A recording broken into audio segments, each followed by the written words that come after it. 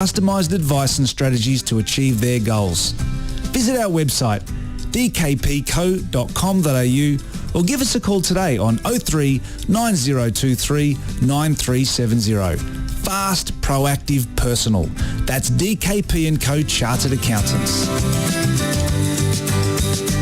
Since 1998, Lanco Group has been providing superior civil engineering solutions and advice to developers, local government and service authorities across Australia. Lanco Group is known for delivering sustainable, efficient solutions. By working closely with clients, Lanco Group is able to meet the complex infrastructure requirements for residential, commercial and industrial developments on time, on budget. Find out more at lancogroup.com.au. Lanco Group, your business partner for engineering solutions. You're listening to the State of Our Football Nation on FNR. Hello again, State of Our Football Nation. A slightly different program today. We have some special guests in the studio. Lachie Flanagan has been totally overwhelmed by the numbers in the studio. I haven't been totally overwhelmed. I've remained totally overwhelmed. It's nice to see so many fresh faces. It almost feels like a real radio studio. I'm just used to looking at a little virtual head over in the Zoom room and going, hello, how are you? Many kilometres away. But speaking of virtual heads, centimetres now. We've got a virtual guest, haven't we? Indeed, we do. In the green room. We do. And he joins us now. Tom Savic, where are you? Hi, guys. Tom is eventually there, out of the green room and joining us. And in the studio, we have three members of, I suppose, a very special community. They're all members of the Serbian community of Melbourne, and they all have respectively three different roles. Now, John, if you can reach into your microphone, you're a broadcaster, convener on 3ZZZ Serbian Radio Group, doing some tremendous new work, and your specialty is marketing. No, my specialty is administration. All right, so we've got you here not only as an administrator, but as someone to give us a sense of what you guys are doing at 3ZZZ Serbian Radio Group. You're doing some tremendous new work because you're trying to revitalise a part of the marketplace and a part of the radio band that probably has been through the doldrums, and you want to give it a bit of a boost and a bit of a zoosh. Is that unfair? We were looking to have a face and a presence in Melbourne. Yep. But with a younger vibe rather than historically what we've been involved with, and that's just traditional broadcasting, and it hasn't changed for 3 decades. So it's that zest that we're trying to invigorate through creating individuals who have got an interest in modern radio. I deal with a group of people who range from the age of 22 to about 80. That's our current committee. You cover the whole base there. We cover the gamut because we think it's important to hear what they have to say. Yeah, that's terrific. Tom Savic, what is the role that Tom plays in this particular complex mix? Tom is, in fact, integral to 3ZZZ Radio. In fact, he is the secretary of the Serbian Broadcasting Group. And come voice, which is why I say integral, because he's the broadcaster of a new program called Boomerang Serbian Radio, which launched on the 1st of September. And why Boomerang? Boomerang has a bit of a connotations back in the 1990s when we had a young wave of migrants coming into Melbourne. They ran a program called Boom Radio on 3ZZZ. Okay. And it's a play on words. It's a flashback to the past. Yes. And also coming through to the future. Boomerangs have come back, and we're trying to reinvigorate. And we did a lot of marketing to get to that name. And thanks to a lot of marketing and advisory groups and whatnot, this is what we came up with. Now, you've also brought a couple of guests in who they look fearsome, and they look like they're fit enough to play football. Are they part of the Serbian community? Both of the guests you have here are integral to the Serbian community. These guys have a different, brief. They make sure they're passionate football players and passionate football administrators. And they have a role, and what we want to do at Boomerang Serbian Radio is interview people like Bobby and Bill and others for good news stories that the broader Serbian don't really want to broadcast football results or fixtures because that market's catered for in other media. Sure. But there is a good news story here, and both of them are right in the middle of this. Sindulic Westgate, or Westgate Sindulic, is the Serbian team, and the good news story is that the coach has managed to lead his players to promotion status.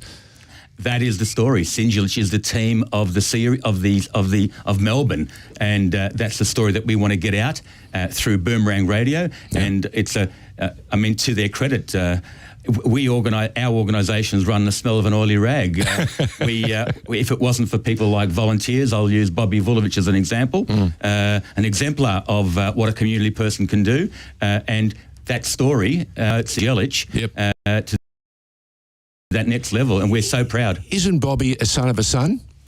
Isn't he part of the original fraternity of people who were, I suppose, primarily responsible for getting the football club established? Was it your father or your grandfather, Bobby? Oh, it was my father who was the first president of the club. So first president. Yeah. So we are in royalty, nice and close. Member and first pres, yeah. So has he given you any incredible advice? What was the best bit of advice that your father would have given you? And I'll get you nice and close to the microphone. Well, Dad always, he was heavily involved in the community, Serbian community, and bit of advice, don't sit back, get involved, let's not let this fall apart. So, and this is the advice that you've taken to heart. Definitely. And you've said to yourself, hey, if he can be president, I can do it too. Well, I haven't been correct me, I've been president 1 year, but I've been involved in the committee for the last 25, 30 years. To give you a bit of a sort of background on the club, for those that don't know about Westgate Sindulic, you've had a pretty colourful history. We were talking about coaches earlier. A guy that is very much in the news at the moment, especially if we're talking Matildas, is a guy called Joe Montemurro, who was ex-Arsenal, the women's, and now at Juventus. He was the premiership winning coach of Melbourne City a number of years ago before he went overseas. And I understand it that he was also a coach for a short time at Westgate. Yeah, that is correct. Yes, you guys hide all the good news under the bushel here. Get it out. John's in the marketing game. He's going to tell the story. So there are people out there, who would like Joe Montemurro to put his hand up. Yes, to maybe say to Football Australia, listen, it's not too late. There are 5 international windows before the World Cup. If you need me to come in and do a job, I can do it. Definitely. Well, what do you guys think about that? Well, to his credit, he's moved on to bigger and better things after Westgate. So after you sacked him, we parted ways. Parted ways. So Joe, we reached out to Joe, who was fairly successful in the state leagues of Victoria. Yep. We were in a world of hurt. And we got Joe on board. Things didn't turn out the way that we hoped. Yeah, great manager, but not so much a strategist on game day. That's what I understood. Yeah, and hey, he's improved since then. I think so. Now, Jimmy, you can tell us as a coach. Part of the experience of a coach is you get a job, you lose a job. You get a job, you lose a job. And what's that famous line about coaches? Their next call normally is one day closer to the next time they get sacked. Absolutely. It's extraordinary. Absolutely, George. I mean, we are talking in a weird week of football. Lachie, has been nodding his head while we were talking coaches. Thomas Tuchel only today or yesterday was told by his club, Chelsea, that's, by the way, spent nearly $300 million in the last couple of weeks buying players for him, you're no longer required here. A bit like what you did to Joe Montemurro. That's how cutthroat the soccer game is these days. Are they giving you a little bit more time? Because you've actually led them to promotion, mate. Yeah, absolutely. I'm still on my honeymoon at the moment. So. You know how long a honeymoon lasts at Chelsea? About 12 months. Is that right? Well, that's not too bad. Hopefully I get 12 months. But what's it like coaching, especially a club like Westgate, one that meant something to you? Because former player, striker, you love scoring goals. So for you, leading a team successfully, launching a campaign and getting over the line and seeing the whole club lift. We're talking men, women, young girls and boys playing. You've got a number of teams in the club, but the seniors is your major job. But it must give you enormous pleasure to see what that one, promotion or elevation means to everybody associated and even to the community. No, absolutely. Look, I've known these guys for a long time. I played many, many years ago back at Westgate, and obviously to be involved, it's a privilege to be part of Westgate, Sinjaley Soccer Club. And to me, when you see a smile on the face from all those hard-working people and the players, that's satisfaction, what you can't even put a price on. No, you can't. No. So it's the most wonderful feeling because it resonates. And you said to me, we were talking just before we came on air, that you've got, I think the oldest member in your women's team is about 42. She's a centre. Your men's team is 42. Yes. And you've got the youngest as an 18-year-old. Yeah, and that 40. So that's a complete community right there. No, absolutely. You see, it doesn't matter, age, to youth, we promote them, all the way through for Westgate, and that 42-year-old has been a solid, eh? Oh, solid. He's just been a mountain straight through. He's, Milim Lajenovic, who grew up at the club, played. Fantastic. Obviously Premier League for a long time, back in NPL, VPL, and then he came back in the last 6 years at Westgate. And he actually retired after a final game. And so he's pulled the pin. He's pulled the pin. So you've got to find a new centre-back Mountain. Right.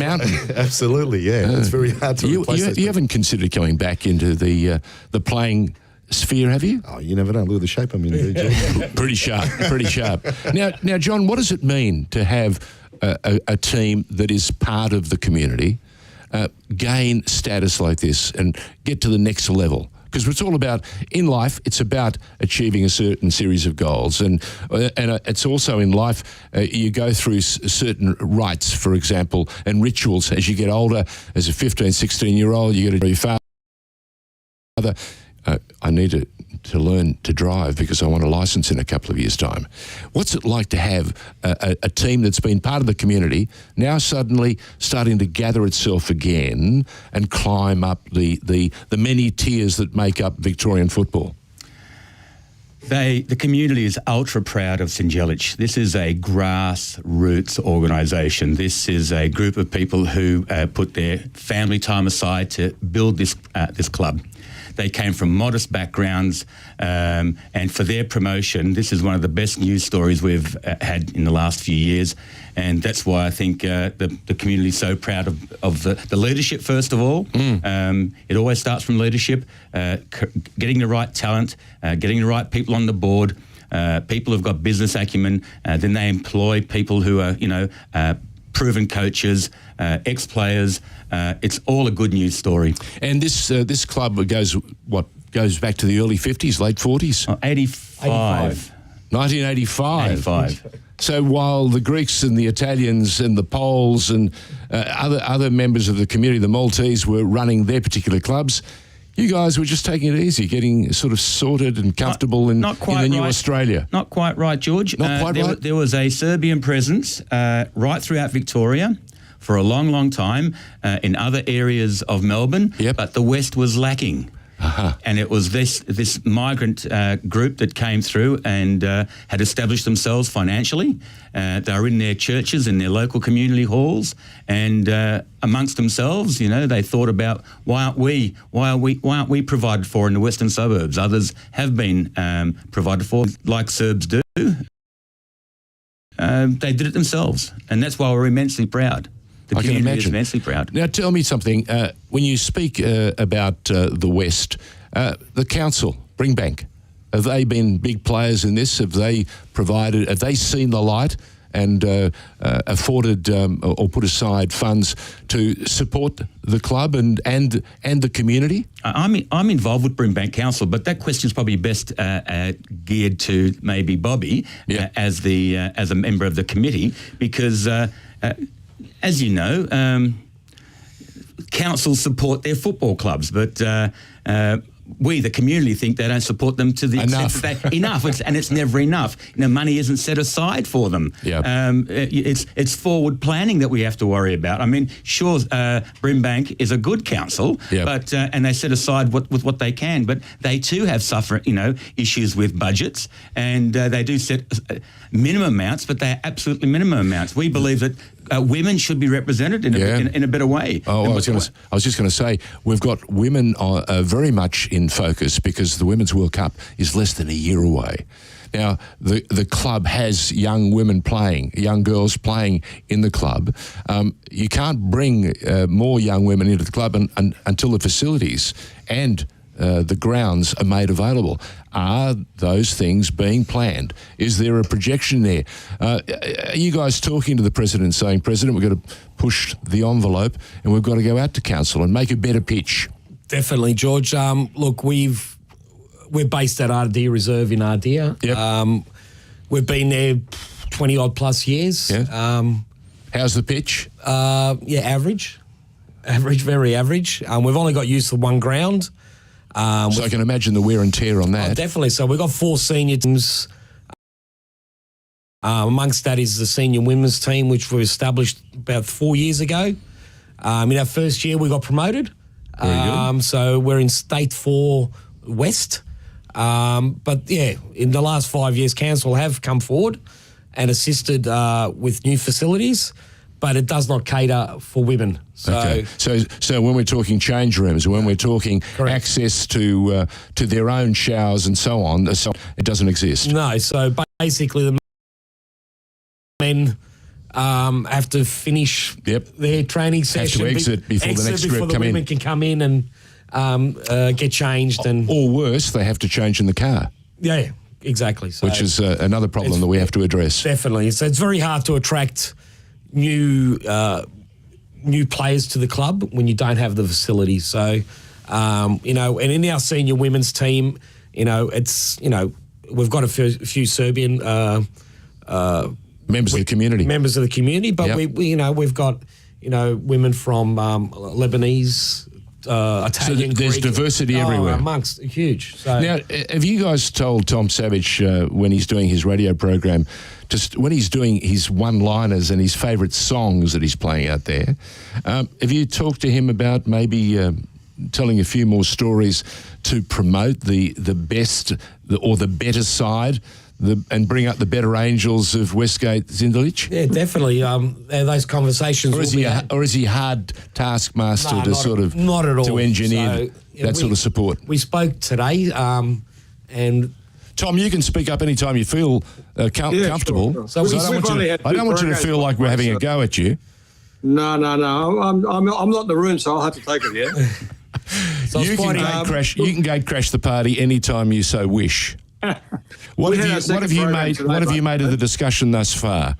I mean, John has given us a sense of what's going on with radio. Radio is a very tough market to crack all the time. We just did our second program today, and it was congratulations. Thank you. And it's about women in rock, so we're focusing on women today, and we're trying to bring in the second and third generation people involvement of our community. And look, Serbians have always been really good at sport. We're a small nation of about 8 million people, but we've got leading basketballers, leading soccer players, leading handballers, leading water polo players, not to mention Novak. So we're really good at sport, and behind each of those is a human story. So we want to focus on that human story. So I was speaking to Bobby today about identifying some people that we might want to talk to and say, what was their journey like, and how did they get to where they were going, and what was the elation of the team, so that we can share that spirit with the younger players and the community, so they can understand what's going on. The Boomerang Radio that you're a part of, this program that you do, this breakfast program, you do it in English only on the Thursdays, is that right? Yeah, it was. We want to represent the whole community, and so we left the Saturday program for the people who are used to the same sort of programming with folk music and all the news and the sports results and all that sort of stuff. We focused on music and interviews and telling human stories. Great stuff. And we're doing it for a younger age group. And of course, I liken it to second and third generation Serbs. Like most migrants, they tend to drift away from their culture, and they're still very passionate. But they're more patriotic than nationalists. So we try and make sure that there's other cultures there that they can actually adhere to and be proud of. So to do that, we need to educate, stimulate, engage, embrace. And so we're driving that Thursday part of the program to be a demand-driven program. We want the community to tell us what it's about, and then we respond. And the old stuff is about, what's been going on for ages. That's more push-driven, supply-driven, says this is what we've got, and people are used to it. And we can't remove that comfort zone for the older people anyway. So we want to represent a bit of everybody. How long have you been part of the Serbian community? Since I came out in 1959. 1959. Yep. Has a nice sound to it, doesn't it? It's like the Wog Boy. My mum came out with a suitcase, one spoon, one fork, and I was crying all the way, and she had to carry me. And every time I hear the story, it gets longer and longer. Last time she had to walk all the way from Geelong to Melbourne. I'm reminded by some that the first Serbian church was, 1951? Yeah. And it still stands proud? I'm not sure. Is that Carlton? No, we originally met in Fitzroy, and then we bought a property in Carlton, and then the community grew, and aspiring Serbs ended up selling. Moved west. Well, actually, not moving west. Moved north to Greensborough and bought larger parcels of land and built a large community hall. You couldn't facilitate functions in Carlton. So you grew out of Carlton. We grew out of Carlton. Functions had to be in North Melbourne Town Hall, Heidelberg Town Hall. So we wanted our own hall. So they moved out to Greensborough. But yeah, we've had a presence, and we still, the church is still going. It's fantastic stuff. You were going to say something then, Tom? We used to rent Anglican churches and stuff. Like I remember St Mark's in Fitzroy was after they finished their stuff, we'd go and do our stuff, And well, the Greeks did that sort of stuff too. Now look at where we got. Now tell me something. Have you got a football team that you support? As in soccer, or as in real football, or real football, the round ball code, Tom? Yeah. Here in Melbourne is Victory, and overseas is Chelsea. Oh, so how are you feeling 24 hours on after Mr. Tuchel got $300 million to leave? Sorry, no, he got a number of dollars to leave, but they spent $300 million to buy him players and then told him that he was no longer required. He was. I sort of lost a little bit on me because I'm over the sort of cutthroat stuff. It's all big business now. It should be. It should be huge business, Tom. It's a huge business. The decisions about who's coaching is more about how much money they're going to make out of it, who's going to train the players, and who they're going to trade, and it's just it's huge. And you just saw the politics around Abramovich having to sell that sort of stuff. So it's sort of it's lost a little bit of its luster, so we just concentrate on the game, I reckon, and watch the game and enjoy it. Tell me something. Are you excited by the news that the Westgate team has now climbed yet another tier? Elated. I don't follow my kid used to play up at Springvale White Eagles, and so not out in the West. But I don't have an affiliation really. I love any of our teams, and to see him go forward and actually, engage me, I think it's really great news. I think it's a really good news story. The reason I ask is because I know how strong and how committed the community has been and can be, and I would have suggested that you guys would know the parents involved who helped to establish that church or that football club from the very beginning. And there'd be a few mixed stories that you might be able to reflect on. Not from me. I sort of was involved in the Serbian community, then I stepped away from it for a long time, running my own business. So, and the only reason I went to Springvale was my son's godfather was training. So I used to travel from Caulfield all the way to Springvale. That's commitment. Yeah, and it was 3 times a week. So it was That's how it works. You want to coach players that are prepared to commit themselves 3 times a week, and they're not being paid. Can you imagine? Absolutely. Oh, yeah. That's just phenomenal. John, you were saying Tom does one part of it, and you know the other part of it. Would there be a whole bunch of members of the community that have shared stories that have been part of the community from the very beginning? And I'm sure there are some great stories that you might like to pass on and showcase. One of the reasons for 3ZZZ for its existence is to have those stories aired. And people like, we're immensely proud of people like Bobby, because people like Bobby have a father who's now no longer with us. But these people were the first St George Soccer Club president. And in a similar way, he was amongst the first to establish 3ZZZ Radio. And then he led the 3ZZZ Radio as convener, which I take that role now. So this story about the first migrants coming through and establishing things for us, I might even say paving the way, but really laying a solid foundation. If it wasn't people like Bobby's father and other members of the Serbian community, we wouldn't be here today standing on solid concrete. So we need to acknowledge the work that they've done. Some of us are no longer with us. Some of those members are no longer with us. Many have passed on. There are only few that are still around, and they're in their late 90s now. And it's really our obligation. We feel a sense of obligation to continue the work that they started. Yeah. And like all organisations, it's on a volunteer basis. 3ZZZ is on a volunteer basis. I was going to say, I reflect on what you just said. I can remember a time when we were commissioned to do a documentary on a particular club that had been around for 100 years. And one of the lines in the documentary is that you're only here today because of the fact that we've all stood on the shoulders of the people that came before us. So we stand on the shoulders of giants, some would say, in order to achieve the results that we're seeing today.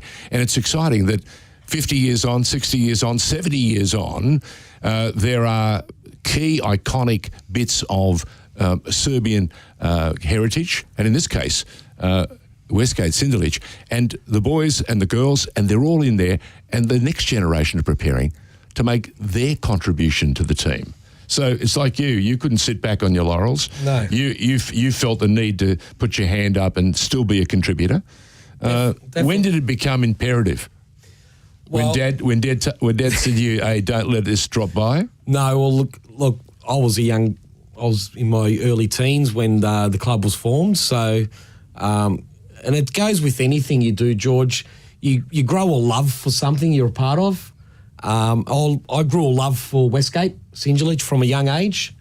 And, I was, at a young age, and not only me, but other current members of the committee at the moment, we used to go out and put the nets up and take them down after games, sweep change rooms. We used to do everything. And it was very vitally important because you build friendships, and, there's people through the club that have ended up getting married. They've grown up together, and you get that real sense of community, and that's what we want to continue to promote. And that's what we have at Westgate is a great sense of community. It's a family-orientated club, and our hats off. My hat goes off, and as well as everybody else in the committee and community that, my father and the other founding members of the club had foresight to say, well, we need a Serbian back sporting club. Those clubs were more than a greeting place. They were almost another part of the extension of the church, weren't they? They were, and I don't mean that in a disrespectful way. It was like you had the church, and then the broader community, and the football club was their entrance, and it was also their watering hole. And I can remember the early days in Sydney growing up, how important Wentworth Park was for the Greek community, how important it was when we had derby days. And I can remember the smells, I can remember the characters that were larger than life. And I used to go with my uncle because my father would work, as migrant parents had to do those days. They worked around the clock. There was none of this life balance routine, yeah? I hear that today and I go, yeah, life balance, extraordinary. But the commitment that we gave and the commitment they gave was immense. If I consider, and I reflect now on your parentage, they all would have taken a risk 70, 60, 50 years ago to come from one end of the world to the other and to start again. And in many cases, as Tom alluded to, with not much in the bank, not much in the till, not much in the bag. Tom, how big was the bag? It was a small suitcase. There you go, yeah. Small suitcase.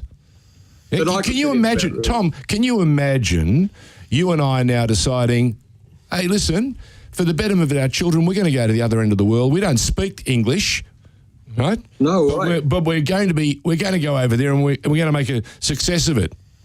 Yeah, I reckon my parents, for example, were like many other.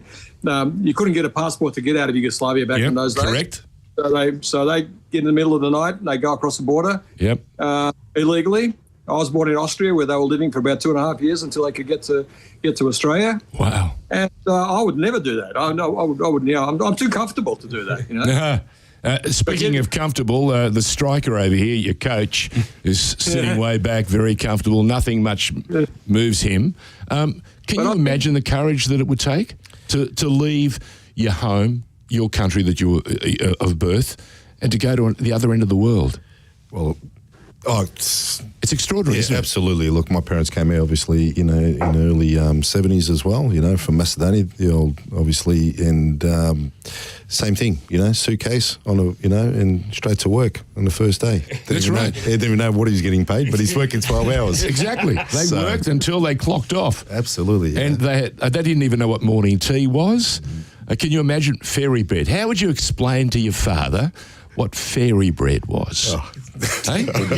My father looked at me. The story goes, Tom, you'll love this.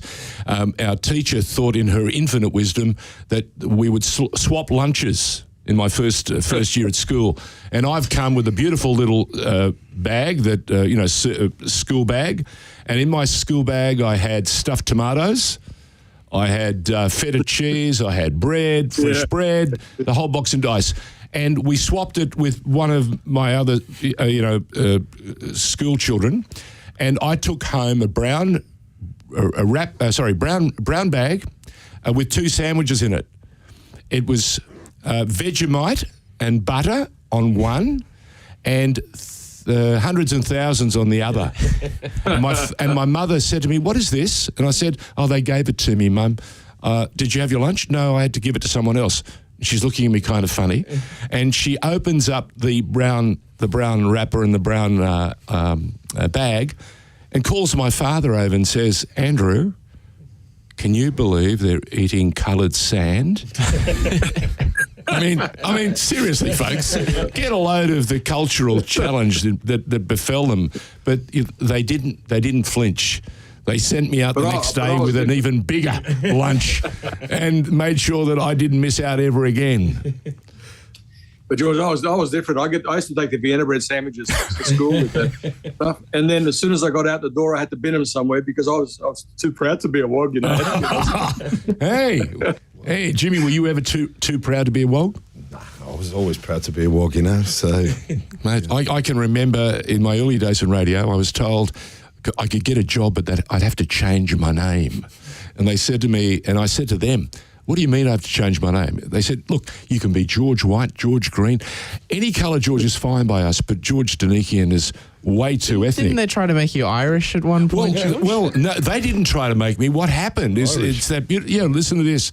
I took one letter out of my name in order to make it a little bit more appealing, and it turned out to be George Donican. So 6 weeks on air, and the organising committee in Sydney of the first ever St Patrick's Day Parade decides to ring 2WS, where I'm now employed, and this is 6 months before I was to make an appearance on television, so they don't know what I look like. And unlike today, Tom, we don't have pictures and radio, which is called television. We have this wonderful technology, and in those days it was just your voice. So they rang me up and they said, "Mr. Donican, would you consider being our patron for the St Patrick's Day Parade happenings next week? And I said, if you think I can carry it off, I'll be there. So I've rocked up on St Patrick's Day with my green tie to drink the green ale, and they took one look and they went, "You're not Irish." And I went, "To be sure." But you know what? I told so many stories about the two long-lost Greek tribes, the Scots and the Irish. They forgave me, and they made me the honorary patron for the next half a dozen years. Oh, wow. So Donican. Great. Yeah, but the punchline, Tom, is even more amazing.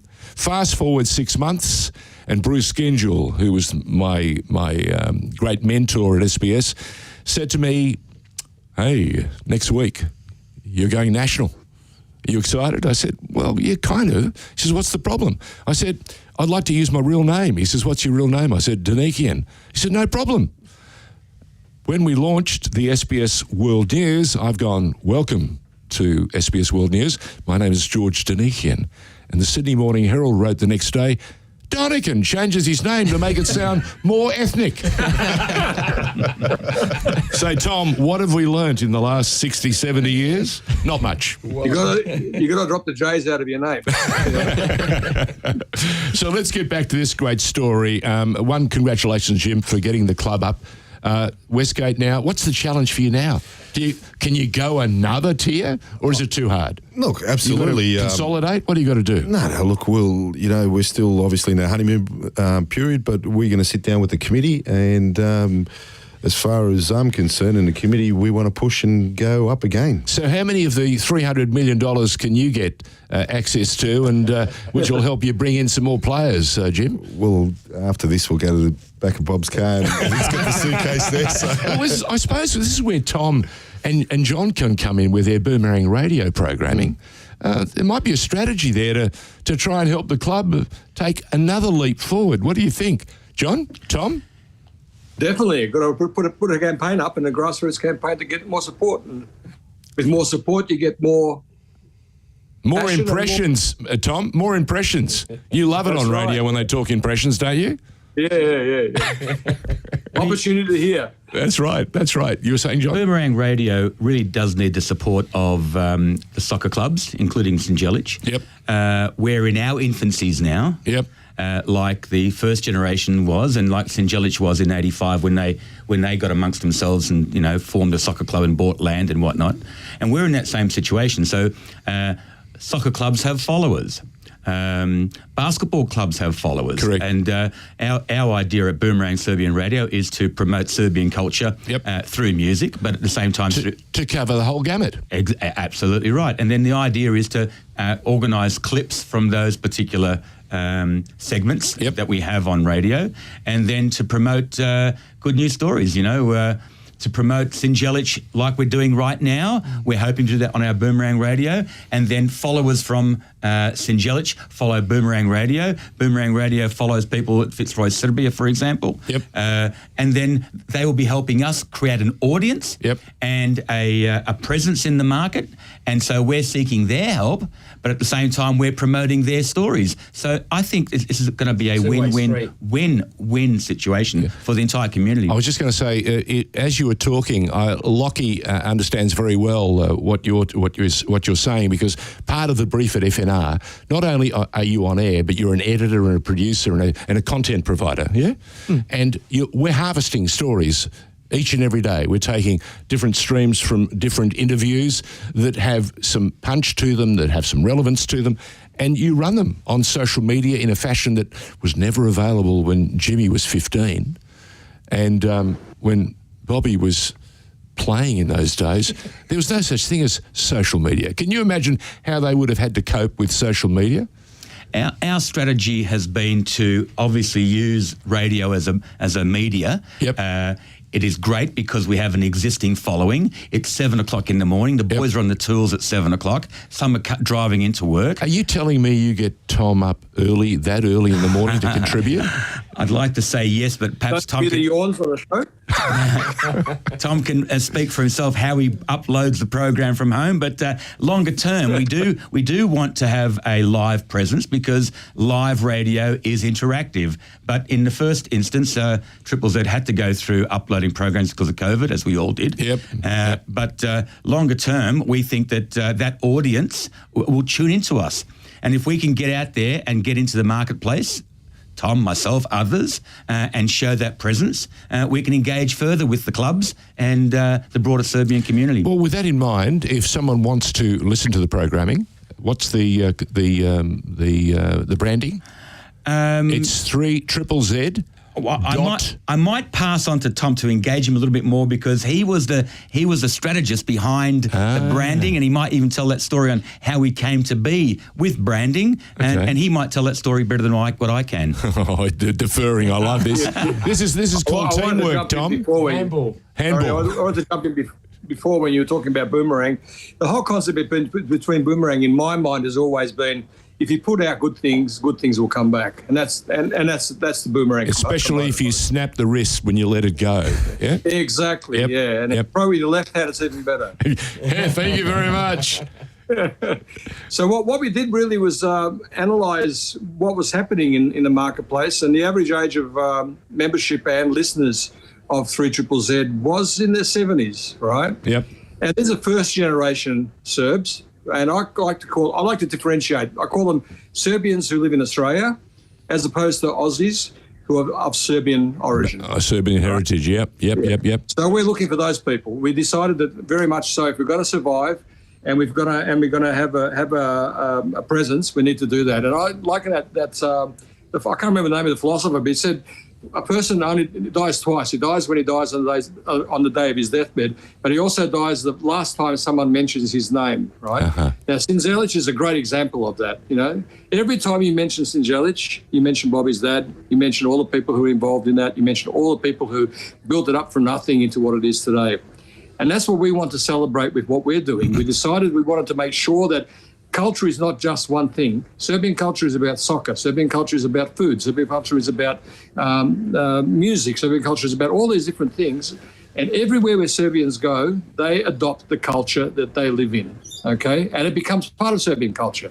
Our music, for example, is driven by Turkish, by Greek, by Bulgarian, by Serbian, by German, by Austrian, Hungarian music. It's all melded into what is modern Serbian music today. Same with food. I always use food as the example. And, we weren't eating tomatoes and peppers 300 years ago. They came from America.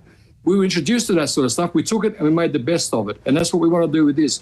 People have come to Australia and have embraced Australia the way it is, and they've made the best of it for themselves. In that, they've shaped themselves and they've shaped Australia as well.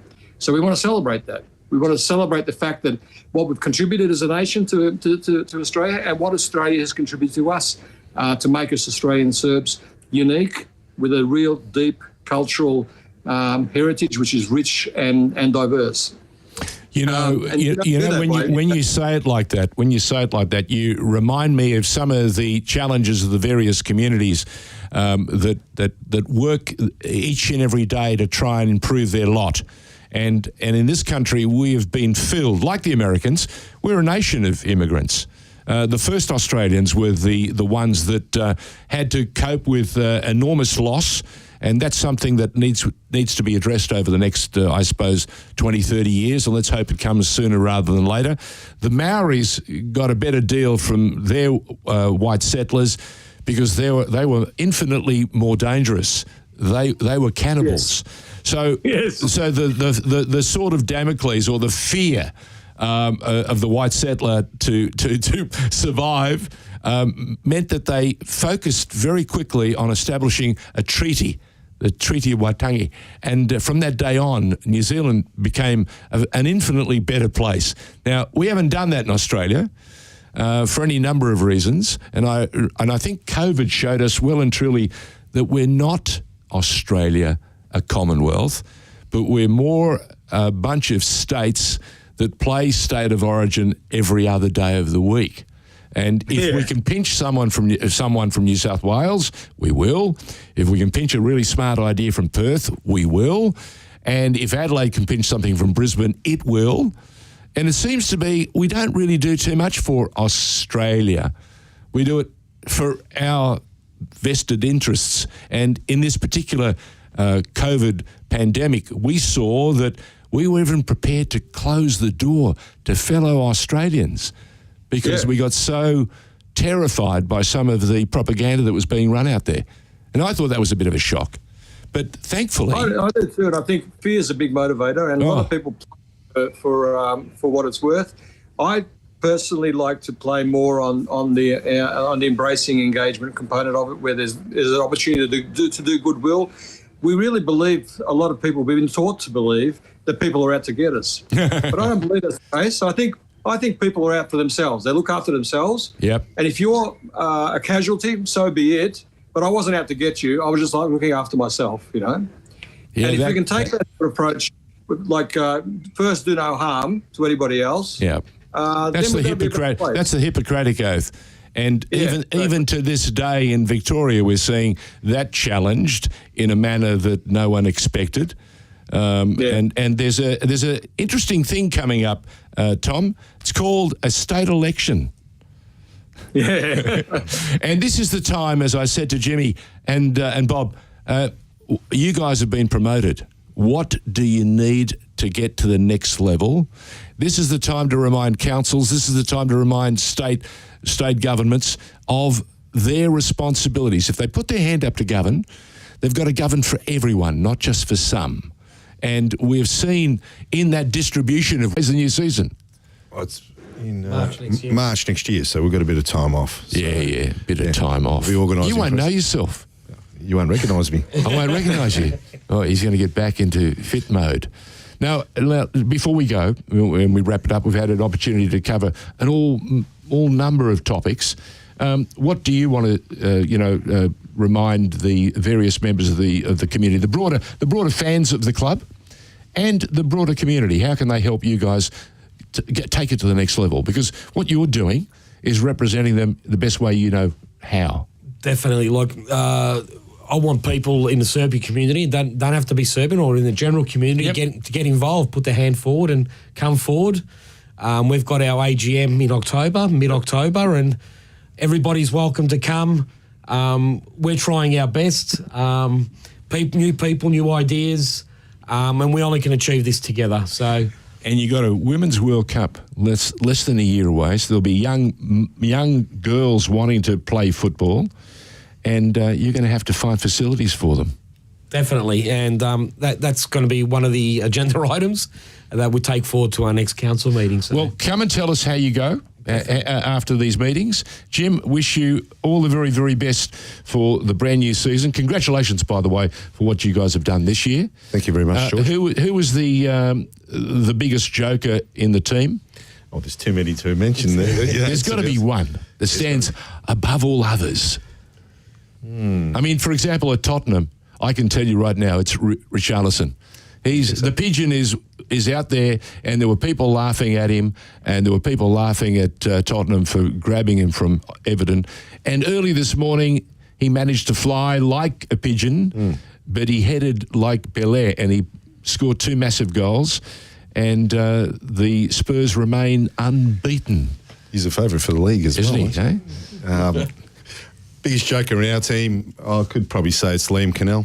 Liam Cannell. Yeah. You've been named, Liam. Let's see if you can maintain it in the new season. John, what message do you want to leave the community with, and those members of the community who haven't thought about listening to Breakfast Radio at 7 with Tom Savic?